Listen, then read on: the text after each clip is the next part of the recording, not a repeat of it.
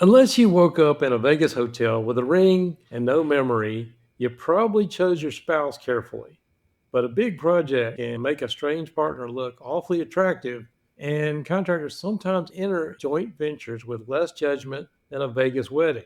Today, we're talking about construction joint ventures, why contractors form them, where they go wrong, and how to keep your dream project from turning into an expensive divorce. This is the Contractor Success Forum. I'm Wade Carpenter with Carpenter and CPAs, alongside Stephen Brown with McDaniel Whitley Bonding and Insurance.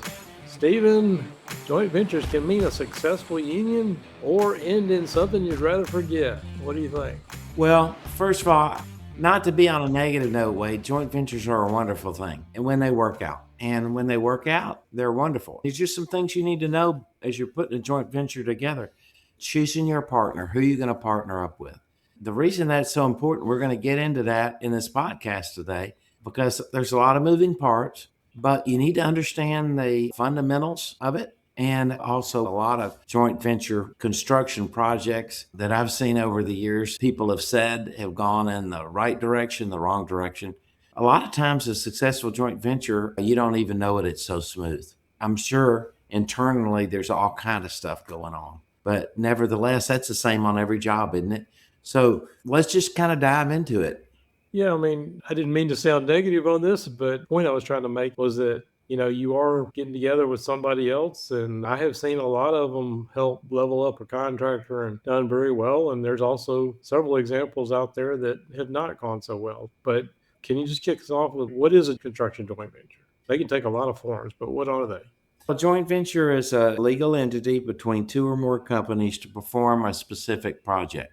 It's not like the companies have merged together. They've literally put together a joint venture for a specific project. That doesn't mean the joint venture can't do other projects together if the first one works, but it's mainly formed for one particular project. A lot of these multi-$100 million projects you see out there have some form of joint ventures, either in the name of the entity bidding the work, but also sub-tiers. So the larger the job gets, the more important it is to consider whether a joint venture makes sense.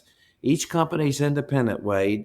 They combine their resources and their expertise, and often they combine their bonding capacity, and they share profits or losses on the job, just like any other contractor, but you're doing it with someone else. Yeah, and there's a lot of reasons why you would do this, but sometimes it does open a lot of doors for contractors that otherwise couldn't do a job of a certain size or don't have the bonding capacity. But yeah, that sort of leads into where I was wanting to go with it. Why do we form joint ventures at all? There's always different forms of it. A lot of people will just do it on a handshake, as you said, but you should be doing something legally. Let's talk about why would we form a joint venture in the first place? Well, the first thing is that it may increase your bond capacity. I'm going to come at it from that angle because I'm a surety agent. You might be able to qualify for a much larger project. And also, it's not going to take such a hit on your bond program. Your bond capacity, say, is $50 million single job, $100 million aggregate. That's kind of the comfort range of your surety. And you want to bid a $100 million project or a $200 million project, and it's going to take up all your bonding capacity. So having a good joint venture partner can really help you in that regard because the bonding company is underwriting on both companies and there's joint and several liabilities. So there's a better chance that project won't go under. Now, also, are both companies involved really good at what they do? What's the comfort level of both parties? Here's the interesting thing. Both surety companies are going to underwrite each company separately. They're going to look at it as a whole, but they're going to look at both parties' financials and capabilities. So a surety company on board with a joint venture relationship is a good sign that it may be a good thing for you as well. Gives you a chance to vet out your partner a little bit. Next thing is combining your experience. What would make a good joint venture partner historically would be like a heavy civil contractor and a bridge contractor coming together, or on a large project like a hospital, a general contractor and a mechanical contractor. And also national and regional contractor joint ventures, they make great fits. We'll talk about that in a little bit, but when you combine experience, one contractor might be great at structural concrete, and others might be great at electrical controls, getting the job going, relationships together, these two form a much stronger partnership. I think there's a lot of reasons that we might want to do this. And obviously, we talk about the bonding capacity all the time, and that's a huge part of it. But I'm glad you brought out combining expertise. I had a contractor that I guess they were pretty good grading, stuff like that, but they were working around a river. And apparently, there's different laws when you start moving waterways and stuff like that. So they partnered with somebody with expertise in that. And it worked out really well. So that's a great point there. Also, what a great way for you to get into something that you're not familiar with that you want to get into or you think you might want to get into, than by partnering up with someone who's really good at that. Yeah. Well, let's talk about some of the other things. Maybe the owner might have some requirements. You want to go into some of these other reasons we might want to form some of this stuff? Yeah, first thing that pops into my head is in government contracting. As an owner, they're going to look at your past experience. So when you bid something as a joint venture and you have a partner with strong past experience in what you want to bid, that's going to help your chance of getting awarded that RFQ. And also, safety ratings are huge. In a lot of factory work and also in government work, your safety ratings, your lost time incidents without injuries, these things all go into the rating factor, whether they're going to award you the job or not. So the right joint venture will help you there. Also, in the government, there's small business set aside where you can really meet the need of the owner by one of the joint venture partners being a small business and another business being a larger business. And then we mentioned local participation. Most, say, military bases, for example, deal with a local core of people they know, and those folks are key. They might be on that base for years, and their bonding capacity may be tied up by all the work on that base, and then they're going to put out a huge project. And how the government sources that project depends, too, as you look and you see these joint ventures form, how important that is. Yeah. And also, I'll see sometimes maybe a contractor wants to move into a different geographic region, expand or something like that. And a lot of times, if you don't know the area, you're sort of flying blind, and having some kind of relationship with somebody local can sort of get you in that door. Maybe they want to move into there, but we all know in construction, having those relationships, and maybe they got some kind of in with the licensing or whatever it is, or a local license that they could work with. What do you think about that? Well, not just licensing, but the labor and the subcontractors. They have access to the local labor market and also the local suppliers that you might depend on to get that job done. So, no matter how you look at it, the location's always important. Surety underwriters, too, are always looking at where you're working, where you haven't worked before, and what type of project it is. So we've got a union, non-union for government contracting. We have project labor agreements that are still around. We have fringe rates for labor, and there's just a whole lot of moving parts. So having someone that's really familiar with that type of work and the paperwork involved, what's required, also the relationships when you have a problem, that's huge. And I say relationships with the contracting officers or the owner themselves. Well, I know there's a couple other things that we've already talked about, like sharing risk, financial risk. One of them I was going to kick around was like pursuing some of these mega projects. And I'm actually involved with one that is trying to put two contractors. They're actually competitors, but they're friends. And they've been doing some large, I don't want to give too many details, but they're 30 to $40 million a year contractors by themselves. But they've also been coming under this general contractor, and they're pursuing a large regional contract that is more like a maintenance agreement that's 150 million. And they probably could have some of the bonding capacity, but they want to go after the whole relationship. So they're trying to pursue one of these mega projects. And the idea is, let's combine the strengths and be able to bond that. So you ever see anything like that? Yeah, a lot of times you may put a lot of effort and time into a joint venture partnership and it just doesn't work out. But when it does work out, it works out based on a joint venture agreement, Wade. And that joint venture agreement kind of is the blueprint for the joint venture to operate. They're detailed, A good sample joint venture agreement can be found on the SBA website because the government encourages mentor protege agreements, is what they're called. But a good joint venture agreement is something that you go over with your attorney. You take a rough one and you just talk it through. You say, okay, let's get a letter understanding each other's bonding capacity. Let's look at insurance, what kind of insurance both parties have and who it's with. Let's look at the banking relationship. Let's let our surety look at your financials and your surety look at our financials and compare notes. The surety can keep it confidential because the surety is looking at financials all the time. But if one party has significant debt or problems or bankruptcy or something in the past that the other party's not aware, then that's going to come out in the underwriting process. That's one way to handle that. If it's a non-bonded project, you just do the due diligence yourself, get your accountant to help you. But after you start talking about the joint venture and what you think's good, you share that joint venture agreement with your surety agent, with your CPA, with your banker. You tell them what you're thinking about and you let them look over the agreement and give you their thoughts about it. Because remember, they're on your financial board of directors. So all those things go together.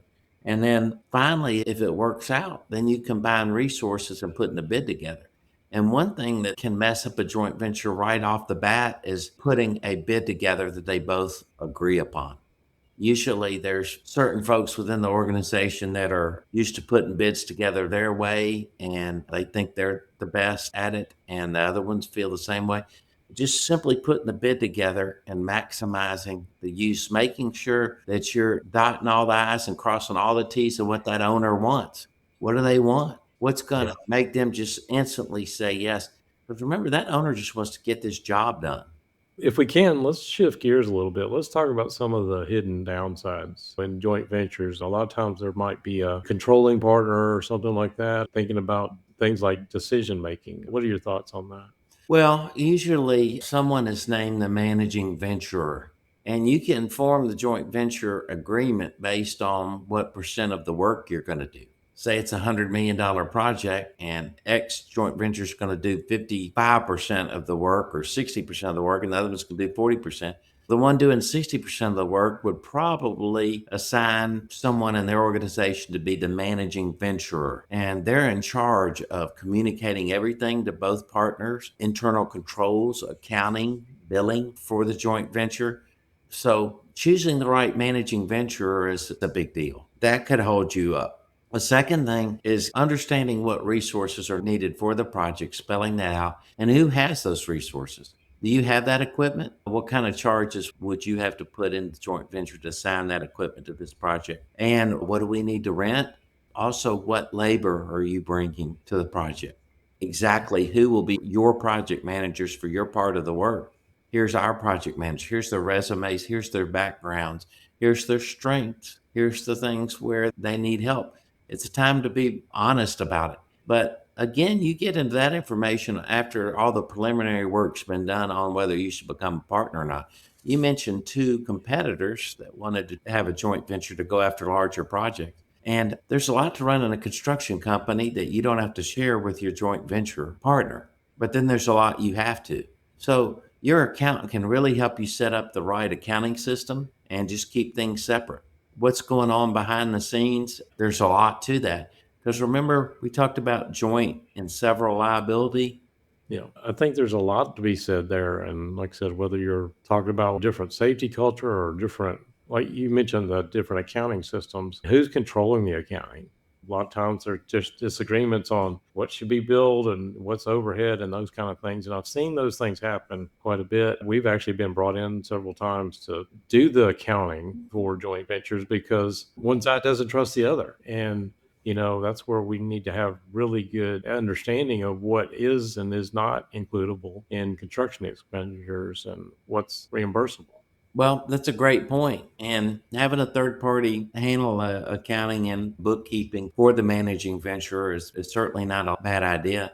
But on a lot of mega projects, we're talking 200 million, 800 million, just monster projects. Both organizations are so used to setting up separate projects from an accounting standpoint that they just simply set up one on this project that both agree about.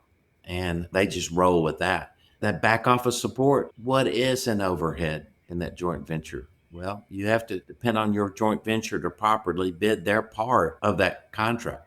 So say the contract's $100 million and one of them wants to do 60 million, another one is going to do 40 million, then you're going to spell out exactly who's going to do what in that project, who wants to do what, who's willing to do what.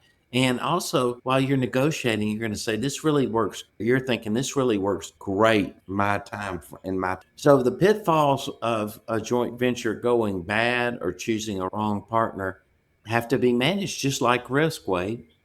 Just like risk, any risk that you are able to weigh as a contractor, same thing you do on a joint venture. Yeah. Like I said, I think that we could spend easily 2 hours talking about this topic. But one thing I'd love for you to get to before we run out of time is insurance and bonding problems, because it does create some other issues with insurance. And a lot of people don't think about those. So can you address that a little bit? Yeah, on most policies, joint ventures are not automatically included. You have to add them as a named insured on your insurance policy. You can get a separate joint venture insurance policy, but when both of you are doing the work, a lot of people don't see the reasoning behind that unless the owner just demands it. Because of joint and several liability, there is some underwriting involved before an insurance company will agree to put you as the joint venture, as a named joint venture. They have to look at your joint venture agreement and the type of project you're doing together. I recently had one where both parties were doing the exact same work, a work they had done together, subbing for each other. It was just a great relationship. And on a prior joint venture, all in the same location. So it was just kind of a no-brainer to form a joint venture and keep going there. Very little risk. What if one joint venture partner has higher limits than the other joint venture partner of the coverage? Well, because it's joint and several liability, the owner only needs to get an insurance certificate naming them as additional insured with the joint venture on the name on the certificate with the limits that they require. So that's an important issue. I'm glad you went there because that was where I was wanting to go next. Can you explain joint and several liability? Because a lot of people may not understand what's a plain English explanation of what that says and what it means. Joint and several means that you are severally, which is a legal term, bound to each other jointly in the venture. And that's why they call it a joint venture, because both of you are responsible for whatever you've contracted to do under that joint venture name to be completed. Both of you are. So you may be a joint venture partner with a competitor and both of you have been around forever and know each other and respect each other. That's probably a good way to join forces. The joint venture agreement is the protection for your joint and several liability. So you say, well, there's no way I'm taking on someone else's risk when I don't know them that well. Well, the more you work together, and the more you work side by side on a project, who would be a good joint venture partner? Your example, two competitors may not be the best joint venture partner, but one competitor that has another element of the project that's a different trade might be an absolute perfect fit. It can also be the same trade, but both of them are not chasing the same core projects over and over again. So you're not directly butting heads with each other. Does that make sense? Yeah, and I guess I would say too that staying with the joint and several liability, I think it also means that if one of them takes a dive, both are on the hook for some reason. Your partner, bankruptcy attorney, really doesn't care about whatever your profit sharing agreement with your partner is when something goes wrong. So that's where I wanted to spend a little bit of time talking there. Yeah. Well, again, letting the sureties get involved, getting their take on the risk is important. Talking to your banker, going over the project, talking to your accountant. This is the best way to work through these issues. Yeah. Well, let's spin to another topic here. What does it take to build a successful joint venture? How do you choose the right partner? A lot of times it seems to me like the first joint venture is always maybe a little rocky, but as long as both parties have good character and intent to work it out, get the project finished, that kind of company culture, you're going to get through those rocky situations. But as you work through them together, just like anything else, the joint venture partnerships become smoother. I would definitely say that the first one's the one where you're going to tiptoe a little bit, but as you do it more frequently, you'll find a lot of the bigger companies do joint ventures all the time. Yeah, and those bigger companies are usually the ones we talk about are controlling it. One of the things I would say is a successful joint venture starts with a really detailed joint venture agreement. Obviously, a bigger company may already have some of their standard language, but who decides if something need a change order or who pays if something goes wrong or back charges, whatever. I've seen stuff like that happen. Just having a good detailed joint venture agreement, the financial controls where okay, well, somebody can't take all the profit out and strip all the cash and leave the other one with nothing. You want to spend a little bit of time talking about that? Well, in the joint venture agreement itself, it's real clear about it where the cash is flowing and exactly where it's flowing to and how it's distributed. It's all in the joint venture agreement.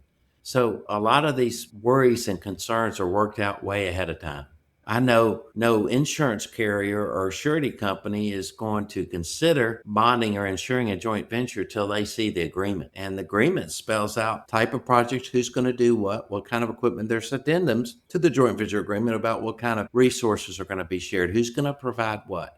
Also, how much funding is put into the joint venture to get it started. Usually it's a nominal amount. Both parties may put in $5,000 just to get it started. But seeding that joint venture, how is the managing joint venture going to be reimbursed for their time managing the joint venture? That's in the agreement. We could go through all the details of a joint venture agreement, but I think you should look at a kind of a boilerplate one first and see what AI has to say about it. Looking it over, what's missing certainly doesn't hurt. And then when you go to sit down and say, when you present the joint venture to the other party, you're going to find that you've already done a lot of homework before you sit down the first time to work this out. And how many joint ventures are just absolutely perfect between a general contractor and like a huge mechanical contractor, especially on something as complex as a hospital or a high-rise residential building where the HVAC mechanical system is a huge part of the cost of that construction project. Why not form a joint venture rather than bonding back each other, forming a joint venture in order to combine your resources so they're not replicated and both of you can make the profits you're used to making? Yeah, and as I said when we started this, a lot of times people get so enamored with whatever the project, a huge project, and they lose sight of this. I've seen joint ventures done on a handshake and those kind of things. Sometimes, whether they're bonded or not, a lot of people don't think about some of these things. So, the point of this episode, I think, for our listeners is that we need to really pay attention to who we're working with, the whole project, understand completely who is controlling it. Have you got any takeaways for us for this episode? I still feel like we could talk for hours on this subject. So, Oh, well, my main takeaways, Wade, are joint ventures are a wonderful thing. You need to understand about them, how they're formed. Have a good construction attorney that's used to putting joint ventures together that can represent you and the joint venture team in an equitable way. Because that's it. A good joint venture is good for both parties. Okay. You're used to doing projects all the time and how this joint venture can help you. I think we went over a lot of reasons why a joint venture might be perfect solution to what you want to do. Also, not only in growing your business, but stepping out in relationships. I've never heard joint venture partners saying that no matter who was the larger or the smaller of the joint venture partners, that they didn't get something. They didn't learn something out of the experience that helped their company in the future. So I'd say give it a shot. Look into it. I think it's a great solution. okay. Well, Stephen, I appreciate you bringing all this to our attention today. You got some questions on joint ventures, throw them down in the comments below. We'd be glad to answer them as best we can. Obviously, there can be a lot of different moving parts and they can be structured a lot of different ways. But we appreciate you listening. We do this every single week. We appreciate it if you would like, share, subscribe. It always helps the channel out. And we will see you on the next show.